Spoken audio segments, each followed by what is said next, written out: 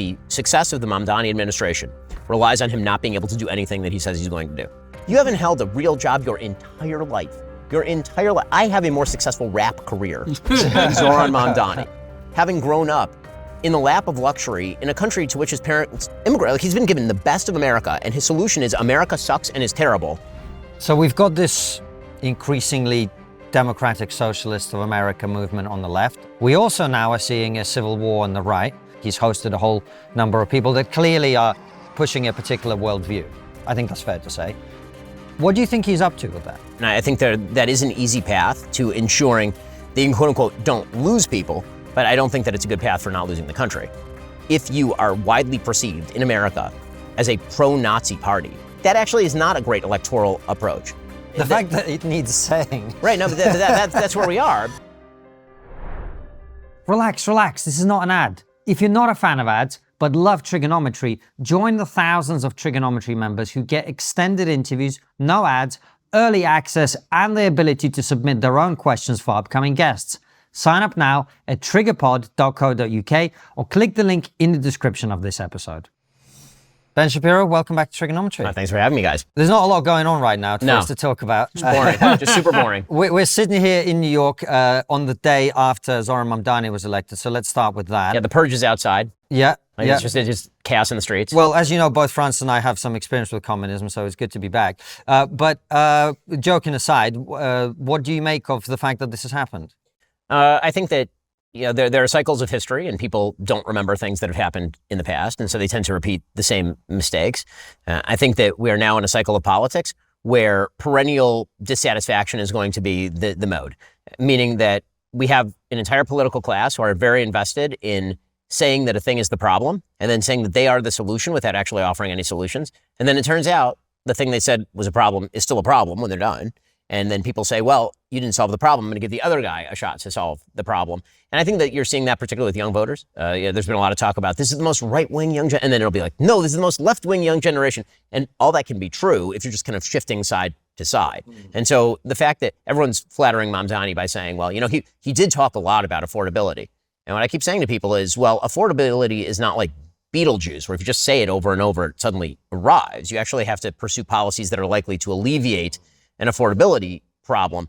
But if your solution is always give me more power, and it does seem like that is the solution of the day from both sides, actually, then you're likely to just continue penduluming one side to the other.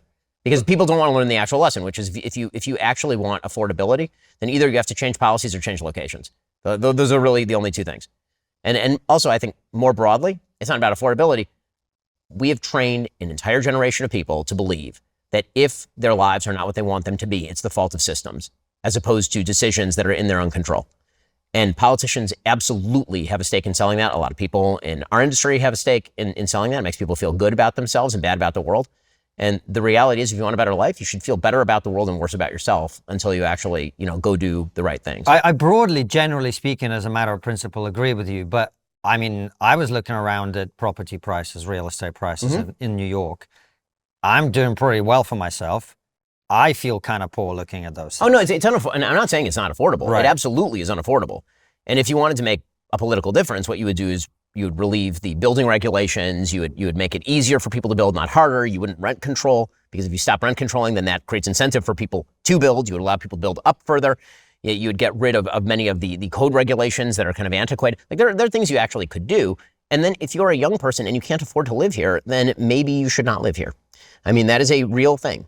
Yeah, I know that we've now grown up in a society that says that you deserve to live where you grew up. But the reality is that the history of America is almost literally the opposite of that. The history of America is you go to a place where there is opportunity. And if the opportunities are limited here and they're not changing, then you really should try to think about other places where you have better opportunities. Again, that's not saying that public policy can't change. I think it can, but I think that the solutions being offered are untenable. Well, I sort of see the problem with what you're saying is that really doesn't sound nearly as good as free stuff. Correct. The third grade presidential campaign continues to win. It's undefeated, right? Free ice cream, free busing, free childcare, and free money paid for by somebody else. Well, what's likely to happen if Mamdani were to get his way? And he's not going, I think that the success of the Mamdani administration relies on him not being able to do anything that he says he's going to do. If those things happen that he wants to happen, he's going to empty out the city. It'll destroy the city. If he doesn't get those things, then it'll be really pleasant for him politically. He'll be able to blame the system for not being able to get done what he wants to get done. So the problems will stay the problems, but he'll just rail against the city. He'll be a perennial outsider, even as mayor. Isn't that the kind of the default position of populism, where if you're saying that the problem are the elites and you can't get things done because of the elites, that just strengthens your position, doesn't it? 100%. Absolutely. I mean, and then you say, if only I were given more power, I could do this. And then you don't do it. And you say, well, because I needed more power. Like, if you'd just given me more power, that would have been awesome. One of the things I find really amusing about Mamdani, in kind of a cynical way, is when he does this, the coalition of the dispossessed, we're all going to come together, those of us with the bruised knuckles. And it's like, my dude, you haven't held a real job your entire life.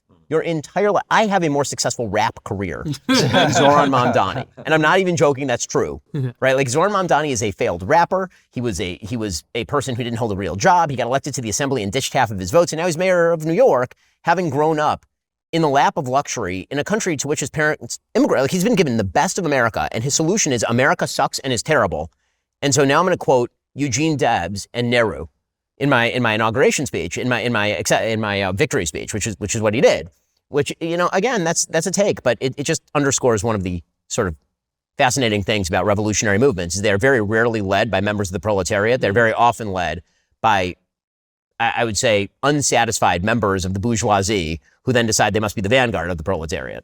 And it's so interesting, the young people's obsession with socialism, having seen socialism be implemented in Venezuela and then it being championed and lionized by particularly people of the British left, the Jeremy Corbyns of the world, et cetera, et cetera. And I've given up trying to explain the evils of socialism and communism to young people because I had a Cuban friend, who said, Francis, it's like a magic trick. And until you see the reveal, you ain't going to get the trick. And you need to see the reveal. And that's kind of what it's like, isn't it? I think that's right, because it's so unthinkable. Like, if you say to people, well, look at Venezuela. You say, well, it's not going to be like Venezuela here. Are you kidding? Like, how? Like, how? And the reality is it happens pretty suddenly. It's like the transition from, democratic capitalism to socialism, it does happen very quickly. I mean, once the government has the power to do these things, they do implement them very fast. And so what was unthinkable becomes suddenly just reality. And so most Americans also don't understand how it is that we became wealthy. They don't understand how we became a very prosperous country. They tend to think that how things are is the natural state of being, that wealth and prosperity and the nice things we have and these great new products every year and being able to order things on Amazon. Like, that's why, one of my favorite comedy routines is Louis C.K. has this whole comedy routine about people complaining about flying in planes. Where he's like, we're all complaining, it's just terrible, the conditions. Like, your grandparents would have had to travel for 3 months to get from point A to point B, and you're doing it in 6 hours in a magical machine that flies in the sky. And you're sitting here complaining about that. And that's kind of human nature. Is what you see in your daily life is what you accept as the norm. And we do have these things called, airplanes that actively are time machines. You can fly to other places on Earth that don't have the things that we have. And you can look at the systems they've implemented and you can see why they don't have those things. But everybody who's growing up, listen, we're a spoiled society. Everybody who's been growing up, with all of this nice stuff, we think that that's the norm. And that there's no way that norm is ever going to go away, and that's not true. Well, look, I agree with you broadly in principle. However, when you talk about your grandparents, yes, our grandparents would be amazed by the smartphone and all of the other things you talk about. But our grandparents also could raise a family of 4 on a single income, have a house, have a car, and have a middle-class life. So I think that there are a few things that are slightly a misnomer about that. So I think that, number one, your grandparents, depending on when they grew up, in, say, the 30s, actually couldn't. I mean, your grandparents were dirt poor if they grew up in the Great Depression in the 1930s. That was a very, very bad decade. Sure. And then if they lived from 1941 to 45 in this country, then your grandfather was likely to be being shot at in either Europe or the Pacific. So those are rough years, turning those into sort of the golden age of what it was like to live in America. So when people talk about this, what they're really talking about is a fairly short period of American history that existed essentially between the end of World War II and economically the rise of the rest of the world, when the rest of the world was basically in ruins. And so America could send a bunch of money to Europe and then produce all the products here because literally there was no industrial base anywhere else on planet Earth. They'd all been destroyed by World War II. And then you could work one income and you could still do that. That was actually not the way that virtually all work was done in the United States ever. I mean, if you go back to the 1910s or the 1900s, when this was largely an agricultural society, mom was working on the farm, right? And when you're talking about problems of, for example, industrial labor, women were working in factories. And so this kind of brief period in American history, which was actually sort of an outlier in terms of all world history, and treating that as like the norm is not true. Second of all, the housing affordability crisis, the average house in the United States is significantly nicer, significantly larger, with central air. If you looked at the house that your grandparents were living in 1952, you would say this place is a box. This place is bad. And if you look at the job that your grandparents were working in 1953 at the Ford factory, you sitting in your comfortable office, your air-conditioned office, complaining about your sciatica from your uncomfortable office chair, and then you're like, oh man, I'm really longing for those days of riveting. That is not an easy job. And by the way, it's not because we shipped it overseas, because machines do it now. And so, again, this is not to say everything is perfect, because it isn't. But I think that having a false picture of the economic past leads to bad conclusions about the economic present that are not supportable by the actual data. You make good points. I guess what I'm saying as well is, if you look at the other candidates in this election that Mamdani's just won, you did not have the same level of speaking to people's concerns about some of those issues. I agree. I mean, empathy sells in politics and also makes for very bad policy. Because as many people have noted, empathy is about the person in front of you and feeling what that person feels. And that's great politically, right? I mean, that's what makes people magic in a room. But when it comes to making a broad public policy, then it's really what is the most effective policy for the greatest number of people. And if you get empathetic about this individual, you're very likely to make a bad policy that is specifically designated to help this individual at the expense of many other individuals. Because anybody who says they're empathetic toward all humanity is lying. I mean, that's usually not true. You're empathetic toward others. It's a little self-serving. And so again, I'll give Mamdani credit for magically shaking the hands of cab drivers and kissing babies and being very, very good at that. But I'm not sure why that makes for good policy in any way, shape, or form. But what it does show is the importance of charisma, and how if somebody is charismatic, we've had people on the right, and I talk to people on the right person, they're like, oh, Mamdani's this and he's that. And I'm like, can we just not accept that as a campaign politician, he is 100% undeniable? He's terrific, particularly in short spurts. So I think the debates, the last couple debates, I didn't think they needed great, because he was asked questions and he really couldn't defend himself. But I don't think debates matter anymore, because that's not how anybody consumes information. That's right. Right. The podcast space may be the last space where people consume in long form information. And even there, it's clips from this show that are going to go viral on X. Right. And so if you're Zohran Mamdani and you put on, what I think is kind of a smarmy grin for 2 hours, but the thing that gets clipped out is 30 seconds of you grinning. 30 seconds of grinning isn't smarmy, it's charming. 2 hours of grinning is rictus-like. And so I think that the shrinking of the attention span and the way people consume information, he's built for that. He's really good at that. You see certain politicians, AOC is terrific at this. Pretending she's not is not going to make her any less terrific at it. She really is very, very good at it. President Trump is really good at it. Right? And if you go to a President Trump rally for 90 minutes or 2 hours and he's kind of rambling, by the end, everybody's like, oh man, this is taking a while. But then you watch it on social media and you're like, man, that's hysterically funny, right? I mean, those 2 minutes are amazing. And so, the way people consume information is going to determine, who's capable of speaking into that medium. Talking to Ben Shapiro, you can't help but be reminded that America was built by people who take risks, people who build things from the ground up. That's exactly who this episode's sponsors, Next Insurance, are for. They are 100% dedicated to small businesses, the builders, the dreamers, and everyone turning ideas into reality. When we started TRIGGERnometry, it was just us. No investors, no safety net, just two guys trying to build something. If you run a small business, you know how much there is to handle. Budgets, staff, equipment, taxes, and yes, insurance. Next makes that last part simple. You can get the right coverage in minutes, buy it online, and download your certificate of insurance instantly. No paperwork, no waiting, just peace of mind that what you've built is protected. And you could save up to 30% on your business insurance for as little as $1 a day. Because when small businesses thrive, America thrives. Protect what you've built. Visit nextinsurance.com/trig or click the link in the description of this episode. So we've got this increasingly democratic socialist of America movement on the left. I'm sure we'll see more of that as time goes on.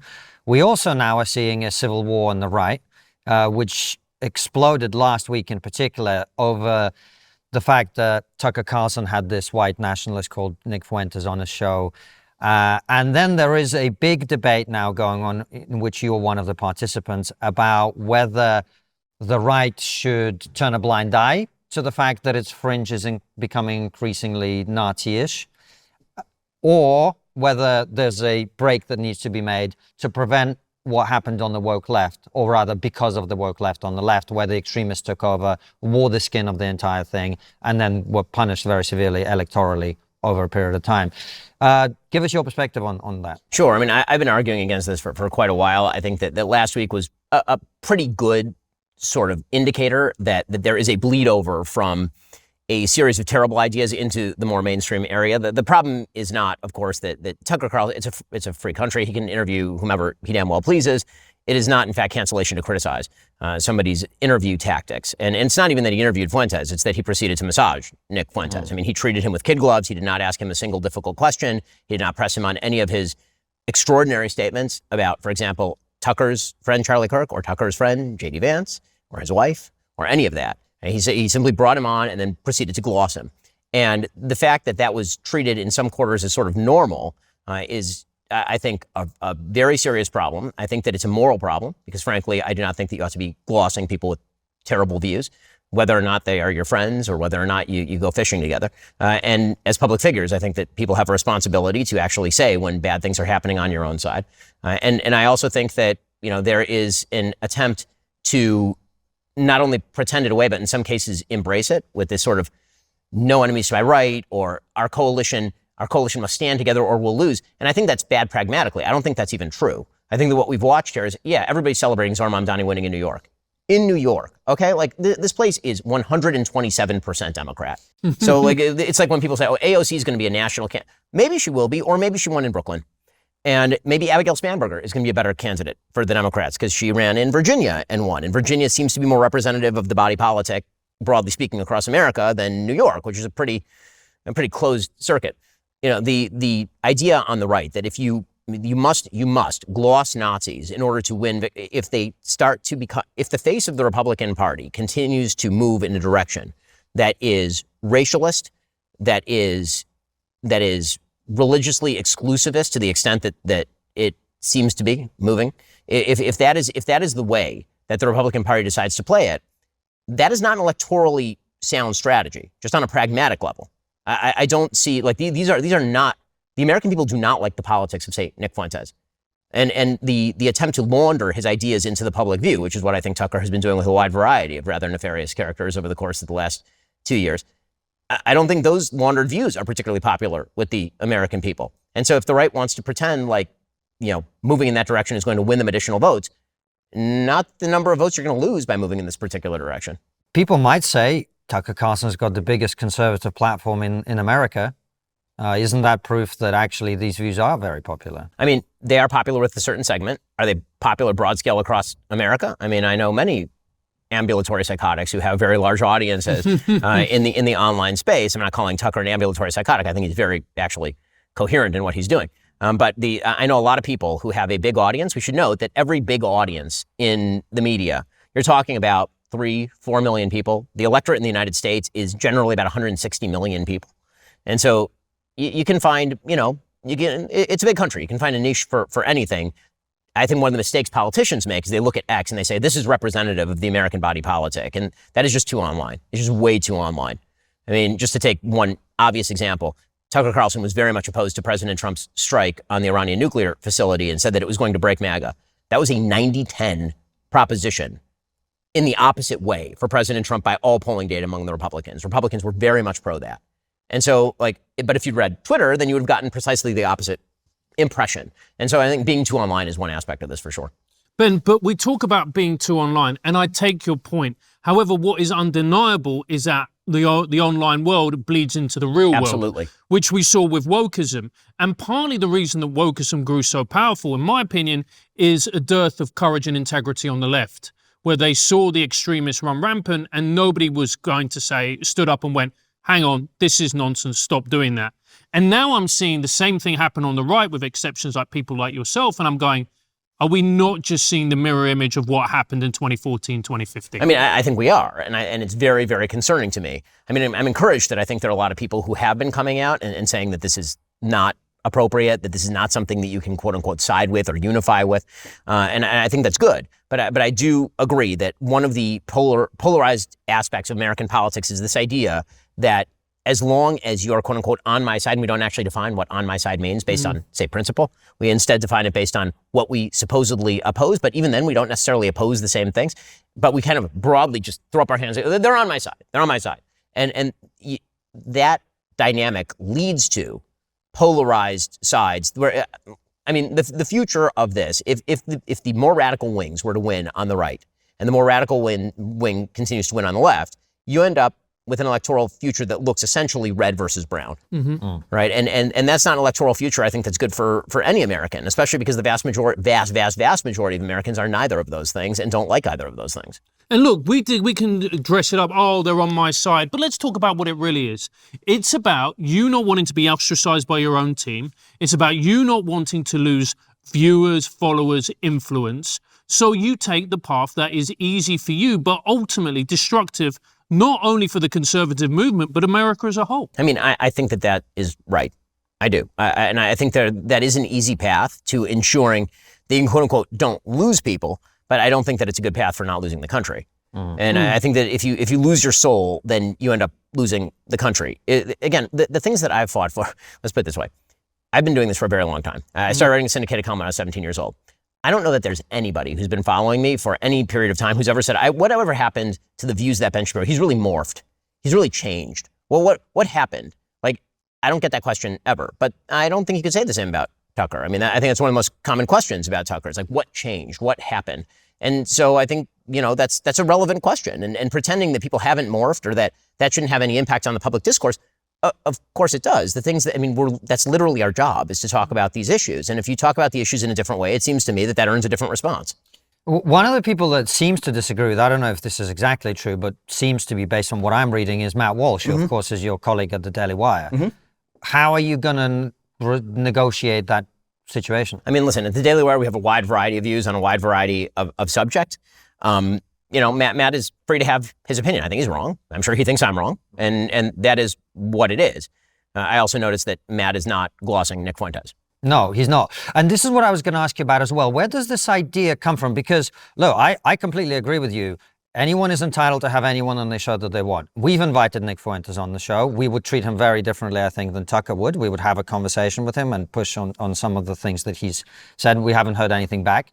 But where does this idea come from that if I say the person you had on your show is someone whose values I don't agree with, and I don't like the way you conducted the interview, that is cancellation? Yeah, I mean, when did that happen? I think it's a really low resolution response to what probably was a low resolution description of cancellation in the first place. So I think that if you were going to look at sort of the etymology of what happened here, it seems to me that the left shut the Overton window so unbelievably tight that if you said, for example, a man is not a woman, this meant that you had to be socially ostracized. And I think that's what people mean when they say cancellation.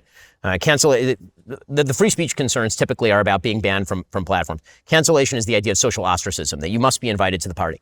And so for a while, it was like you couldn't be invited to any party, or people would attempt to go after your career if you said things that were kind of baseline normalcy. And the response on the right was not, let's broaden the Overton window.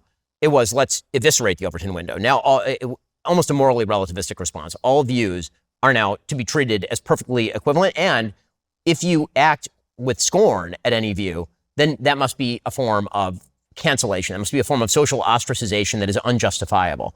And so what you end up with is this sort of bizarre math where the right has taken to the idea that if you get a lot of flack, it's because you're over the target. And also that if you criticize, then that's a form of cancellation, that's a form of social ostracization. Well, if you add those two things together, what you come up with is it is probably better to be a Nazi than to criticize a Nazi. Because if you're a Nazi, then you're taking a lot of flack, which must mean that you're over the target. And if someone criticizes you, then they're engaging in the same sort of politically correct cancellation that the left was engaging in. You must be right, they must be wrong, and they're canceling you, and they're violative of sort of basic First Amendment principles. So I think that's a really low resolution view. I think the argument about cancellation was not that nobody should ever be socially ostracized. It was that the idea set that was being socially ostracized was a very normie mainstream set of views. And I'm not a moral relativist. I don't believe all views are equivalently moral or decent or worthy of or even worthy of response. I think this idea that you're not allowed to have scorn for views that you believe are damaging or deeply immoral, like truly bad. Like, for example, not even arguments, just statements. Like, Nick Fuentes calling J.D. Vance's wife a jeet. Like, that's not an argument. Or how are you supposed to respond to the argument that he has made, for example, that J.D. Vance is a fat gay race traitor who shouldn't be president of the United States because he's in an intermarriage? Am I allowed to respond to scorn? I feel like scorn is a pretty good response to that, and that doesn't actually deserve a debate or a fulsome discussion, and that in fact treating that as though that is a rational idea is a disservice to rationality. But if you treat all forms of that response as cancellation, that's probably how you get to this math. And of course, one of the other things that happened, and I think the woke left deserves all the scorn and blame for this, is what they've done to words. I see people now saying, well, how dare you call Nick Fuentes a Nazi? I'm going, well, I'm not insulting him. I am describing his views. Correct. I mean, there's been an attempt, because the left has overused all of these terms, they've now become meaningless.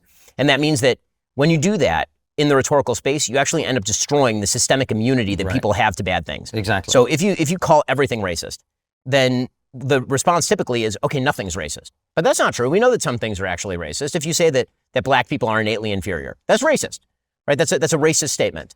But if I say racist, there's a group of people who will immediately say, well, no, you're just using racist as a club in order to shut down conversation because the left used it in that way. And so a sort of Pavlovian response is developed where if you use a term the way it's properly supposed to be used, then it's treated the same as if you were improperly using the term. So the term itself loses all meaning. And then, I guess we have to re-argue that issue. I mean, I guess that's the idea. But again, some of these are not arguments. Some of these are impulses or emotional outbursts or insults or trollery.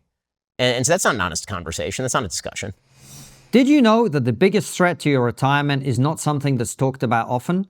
The increased longevity of American citizens means default retirement accounts like IRAs, 401ks, and TSPs may not suffice. If you have over $50,000 in your retirement account, get instant access to a free 2-minute report from Augusta Precious Metals that reveals the one step you can take to secure your financial future. Visit triggergold.com or text TRIGGER to 35052 today. We talked about Tucker, and one of the things is quite clear that, as you say, there's been a direction of travel change very significantly since he left Fox and started doing what he's doing. He's hosted a whole number of people that clearly are pushing a particular worldview. I think that's fair to say. What do you think he's up to with that? I don't like to attribute inauthenticity to people, so I will assume that it's reflective of his actual worldviews. I think that, just looking at the guests that he's had and sort of the views that he has laundered, because that seems to be his mode of doing business. It's that he very rarely says the thing that he wants to say out loud. A few times he will. Like, for example, in the Fuentes interview, he'll say that Christian Zionists have a brain disease, right? That's him actually saying the thing that he thinks, then sort of trying later to half buy it back as he realized he crossed a politically inconvenient line for him. I mean, all people I know personally who I've seen be seized by this brain virus, and they're not Jewish. Most of them are self-described Christians, and then the Christian Zionists who are, Christian Zionists. Like, what is that? Right. And I can just say for myself, I dislike them more than anybody, because what? Because it's Christian heresy, and I'm offended by that as a Christian. But mostly what he does is he has on people, and then that's fascinating. That's very interesting. Now, of course, Tucker is perfectly capable of carrying out a very adversarial interview, as he did with, for example, Ted Cruz. And so pretending that he's not doing that thing is, I think, insulting to the intelligence. And the right would not accept it in any other context. If a reporter has on Kamala Harris and asks her 0 difficult questions except how brat she is, then we are rightly going to assume that reporter is pro-Kamala Harris, right? And it's not doing their actual journalistic job, and you can sort of intuit views that way. Guest selection is definitely a big one. How you treat your guests is a big one. We can sort of intuit the views. I think that the Tucker's general belief from looking at the way he has done his sort of foreign policy talk is that it's not just that America's overextended, it's that America is a sort of nefarious force in the world, and wherever American support for allies happens, then it must be the result of domestic manipulations, and that the most important thing right now is to essentially go autarkic, to bring, I think this is the most charitable read, to bring, American resources home, to not be involved in the world in any way. And most importantly, that anybody who opposes this agenda is a tool of a foreign agenda, or is a malign actor, which is the thing that differentiates, I think, some of how Tucker does his business from others. I think Tucker is very fond of using emotivism, where he attributes motive to people in order to not even debunk the argument, but simply to just say, they're a bad person, they hate you, they want to hurt your children, and I despise them. I despise them comes up a lot on his show, which I've always found kind of strange. Like, I don't know why that's an argument. Why are your feelings even sort of relevant to the point that you're making? It's a sort of strange political take. I despise. I mean, who cares? And I despise lots of things. I mean, broccoli is not my favorite. Like, of what relevance is this? Well, it's interesting that you say that. And whenever I hear Tucker, I listen to him, there does seem to be it kind of reminds me of like a failed romantic. He had this romanticized idea of America and what America was. He's now fallen out of love. And like a guy who's gone through his first breakup, he looks at his girlfriend and goes, "Oh, she's a massive bitch." I mean, I think that I think that probably he would agree with that on America's foreign policy. I think he talks about this openly about, for example, the war in Iraq, but I think that he's been critical of pretty much every American foreign policy decision since World War II, including World War II. I mean, really, including World War II, right? I mean, he has on guests who have said repeatedly, not just one, multiple guests who have said that either America took the wrong side in World War II or the true villain of World War II was Winston Churchill. He himself has said, what did Churchill actually gain? Because now London is a terrible place, which is sort of like saying that there's litter in the streets of New York, therefore the Enlightenment was bad. It's like clearly he thinks something went fundamentally wrong with the West around the time that World War II happened. And why he's saying that and what is the viewpoint that defines that? I think he's sort of left that undefined, so I'll leave that undefined. All I'll say is I think that it's untrue. I think that some of the views, many of the views of the people that he brings on run counter to traditional American conservatism at the very, very least. Look, the brilliant thing about social media and podcasting is that there's no gatekeepers. The terrible thing about social media and podcasting is there's no gatekeepers. And when you look at people like Tucker and you look at people like Candace, when they were in large organizations and they had to report to people, there were guardrails and they couldn't go off the reservation. Whereas now they can go off the reservation and we've seen what's happened. I mean, again, I think that it's not even a matter of gatekeepers as much as it is of a willingness to sort of be checked by people and listen to maybe better judgment. Because I think that there's a case to be made that many of the gatekeepers have sucked and getting rid of some of the gatekeepers was good. But I think that what is required of consumers of information now is significantly more than was required of consumers of information 15, 20 years ago. You have to be your own gatekeeper now. Yeah, and most people are not really good at that.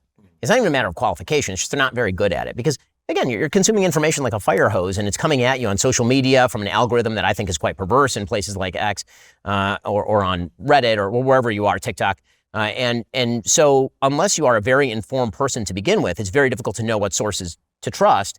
And that's when you get into a bit of confirmation bias. And that's where we get back to sort of the original point that we were making, which is the people who pander most strongly to your sensibilities, which is that you have been wronged by some sort of conspirial coterie of people who are aiming to crush you underfoot. That's a very flattering idea, because then the idea is that you're not responsible for any of your own actions and that all solutions are just simple if only you had the power to implement them. And you also get incentivized to create this type of content, because the more of this kind of conspiratorial content, let's just call it that you make, the more likely people are to engage with it, because they're thinking to themselves, oh, this is interesting, this is dangerous, I want to hear what he's Hey, well, secret's being uncovered. Whenever a secret is being uncovered, that's much more interesting than somebody saying, hey, there's no secret, everybody's bad at their job. which, by the way, is actually significantly more accurate. In virtually all circumstances, people are just not good at things who think they were going to be good at things, and then the results are bad. But it's much more sexy if you say, no, there's a nefarious secret. There's a group that meets in secret and they get together just to f you. Yeah. Right? That's flattering to your sense of self. It's flattering to your sense of the world. And now you're part of an informed group of people who really know the thing that nobody else knows. Well, that's very true. And I think another piece, and I wrote about this on my Substack, I don't know if you saw, but it was about what's happened to young men in particular over the last 10, 15 years, where we had this woke period where if you were a straight white man, there was dog shit, and then straight white men, a lot of levels below that.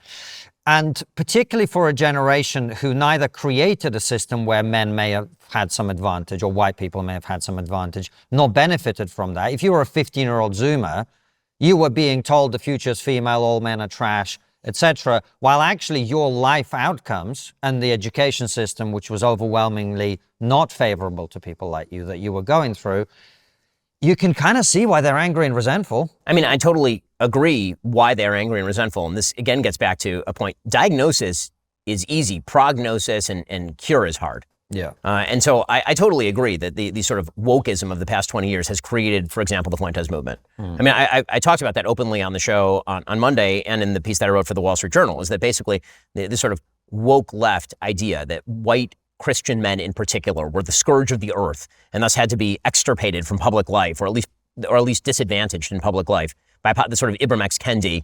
The only way to fix the injustices of the past is to engage in injustices in the present. Like, I can see why that would drive a sort of white Christian identitarianism. I think that in order for that identitarianism to take place, it can't really be a Christian identitarianism, because Christianity, last I checked, and again, I'll let others who are more expert in this topic than I speak to this, is a system that distinguishes neither Jew from Greek nor slave from master. Right? I mean, the idea is that all are equal it's about individual equality was one of the key functions of Christianity. So you have to come up with kind of a pseudo-Christianity where, certain people are superior to other people. And I think that that's a really negative thing, which is why you've seen some systemic immunity to it among more traditional Christian groups, actually. But I think that the move that you see, it is understandable, but the normal curative to woke should be meritocracy.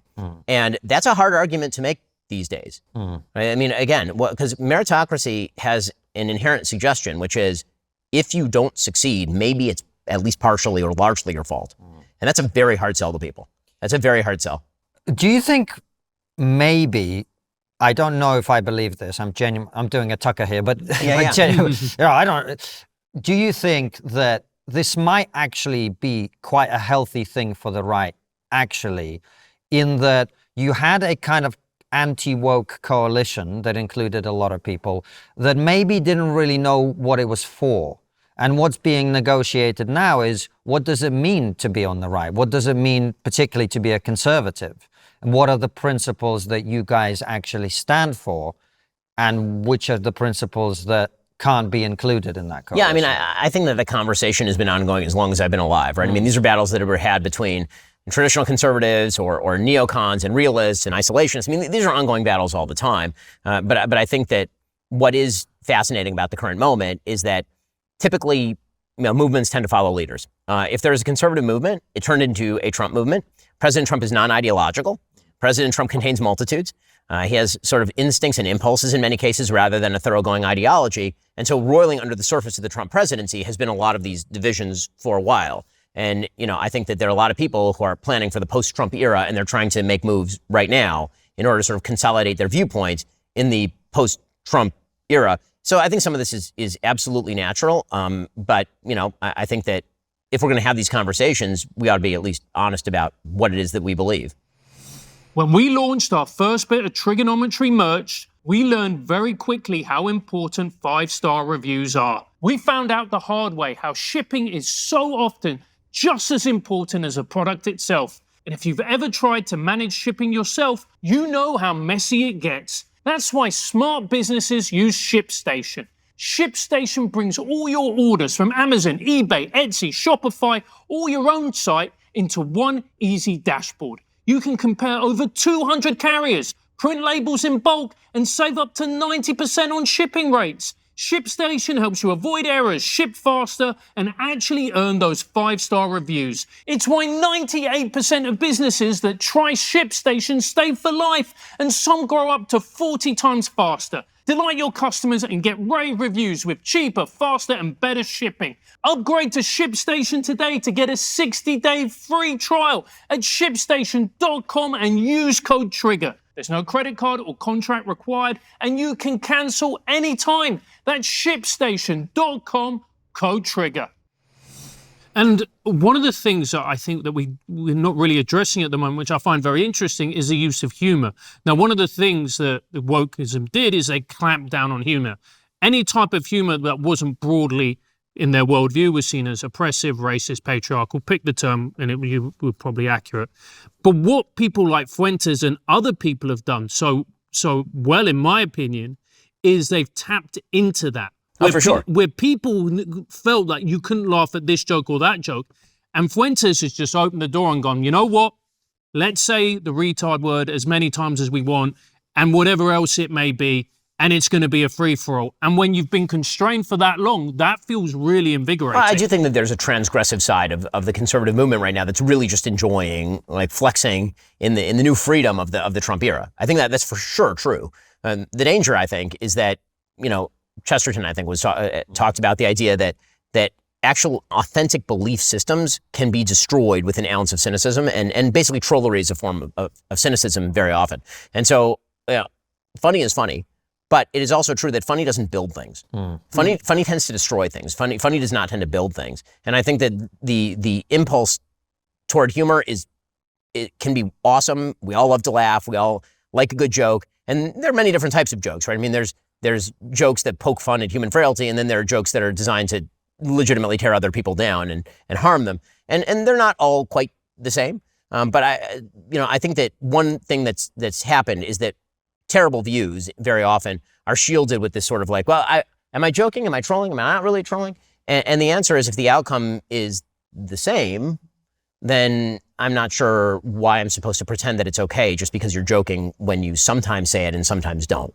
And that's a really profound point, because we've seen more and more comedians come on and give, public opinions about subjects as complicated as the Middle East and the war in Russia. Yeah, there's this clown nose on, clown nose off thing that's been going on with the entire comedian world really since Jon Stewart. And I think that's bad. I think if comedians want to be comedians, they should be comedians, and then we should stop pretending that they are experts in foreign policy or domestic policy. And if, somebody wants to, like, I make jokes on my show, I'm not a comedian.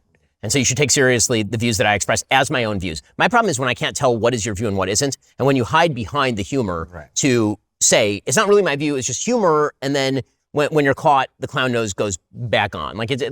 That just seems fundamentally dishonest to me. And do you think as well, Trump sort of ushered this in, didn't he? Because the first time we saw him in 2016, I remember watching him in the debates going, this guy's a comedian, because the entire purpose of a comedian really is to be disruptive. It's to disrupt the status quo. And that's very much what Trump did. I think for sure. And I think that was the problem that many of us who were sort of traditionally in politics had with President Trump during his first presidential run.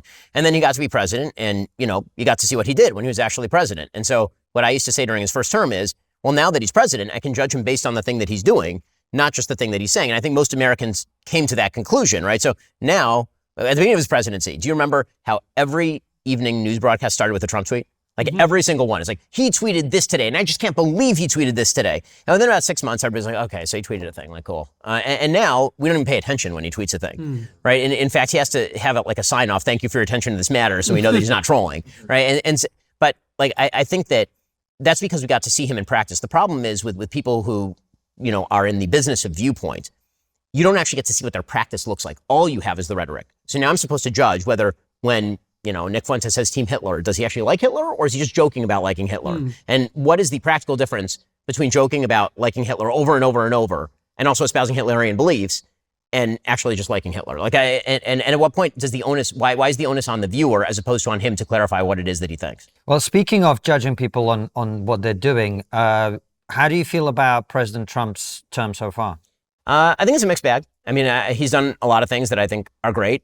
I mean, I think that his foreign policy overall has been very, very good. I think that he has justified my faith that he was going to be a peace through strength president and not a full-scale isolationist president, as some people seem to think that he was, which I thought was always projection based on his term one.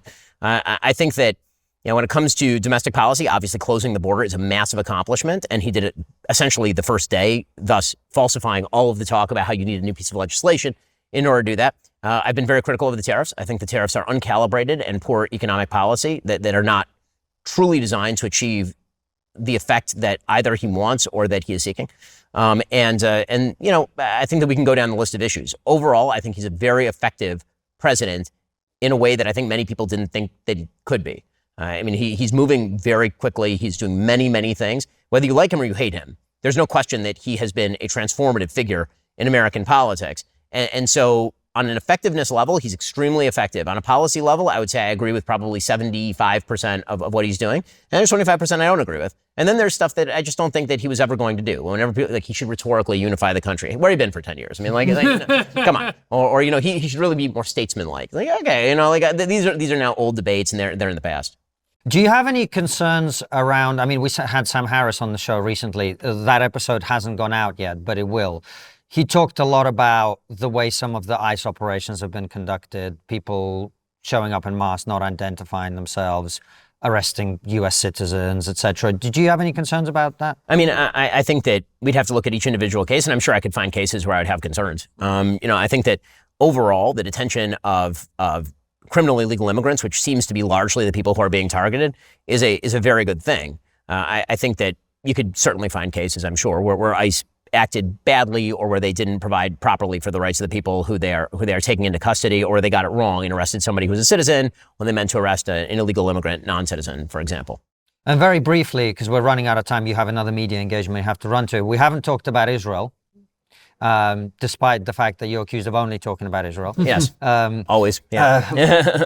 I was wondering, we got to a point where I thought President Trump achieved an incredible thing, which is the release of the Israeli hostages. And that was based on the idea of a much broader plan whose objective was to disarm and dismantle Hamas and secure peace in a very complicated structure. That hasn't transpired.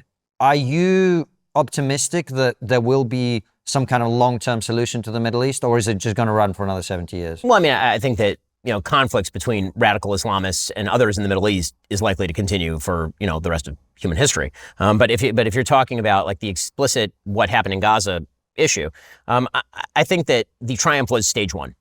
Stage two was always sort of, the maybe phase of the Trump plan.